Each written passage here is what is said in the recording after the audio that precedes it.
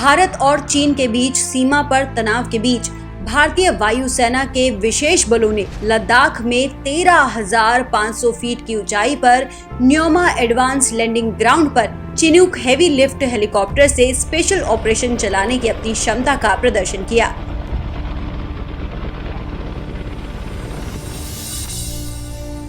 साथ ही भारतीय वायुसेना के अपाचे लड़ाकू हेलीकॉप्टर ने चीन सीमा से महज 25 किलोमीटर दूर दुनिया के सबसे ऊंचे लैंडिंग ग्राउंड में से एक लद्दाख में अपनी कम उड़ान संचालन क्षमता का प्रदर्शन किया।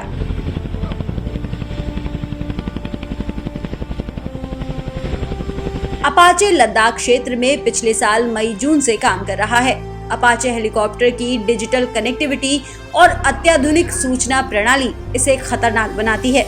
इस हेलीकॉप्टर में जिस तरह की तकनीकों का इस्तेमाल किया गया है वो इसे दुर्गम स्थानों पर भी कारगर मारक क्षमता और सटीक सूचनाएं उपलब्ध कराती हैं। ये सबसे कारगर हेलीकॉप्टर है जो पहाड़ियों और घाटियों में छिपे दुश्मन को भी आसानी से तलाश कर सटीक निशाना बना सकता है। ये कई तरह के बड़े बम, बंदूकों और मिसाइलों से लैस किया जा सकता है। चलिए आपको बताते हैं कि आखिरकार ये दुनिया का सबसे घातक हेलीकॉप्टर कैसे है। इसे तेज रफ्तार बनाया गया है। इस हेलीकॉप्टर की फ्लाइंग रेंज 550 किलोमीटर है। ये हेलीकॉप्टर 16 एंटी टैंक मिसाइल दाग कर किसी के भी परखच्चे उड़ा सकता है।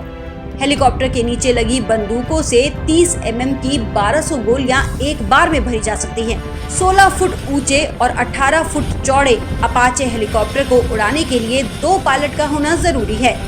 इस हेलीकॉप्टर के बड़े विंग को चलाने के लिए 2 इंजन होते हैं। इस वजह से इसकी रफ्तार बहुत ज्यादा है। इसका डिजाइन आसानी से रडार को चकमा दे सकता है। अपाचे हेलीकॉप्टर एक बार में 2 घंटे 45 मिनट तक उड़ान भर सकता है। बेहतर लैंडिंग गियर, क्रूज गति, चढ़ाई दर और पेलोड क्षमता में वृद्धि इसकी अन्य विशेषताएं हैं। वायुसेना के बेड़े में शामिल अपाचे अपग्रेडेड वर्जन है। इसकी तकनीक व इंजन को उन्नत किया गया है। ये मानव रहित हवाई वाहनों UAV को नियंत्रित करने की क्षमता से लैस है।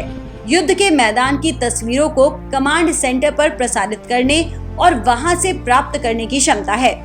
अपाचे को अमेरिकी कंपनी बोइंग ने भारतीय सेना की जरूरत के हिसाब से विशेष तौर पर तैयार किया है। आपको बता दें कि पिछले दिनों पूर्वी लद्दाख में LAC पर भारत और चीन ने गोगरा इलाके से अपने सैनिकों को पीछे हटा लिया है।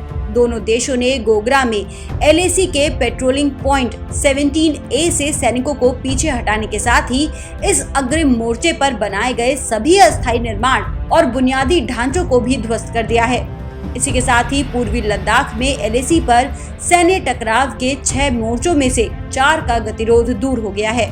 गोगरा से पहले गलवान पेंगोंग झील के उत्तरी और दक्षिणी किनारे के अग्रिम मोर्चों से दोनों देशों ने अपने अपने सैनिकों को पीछे हटाकर यहां बफर जोन बनाया था।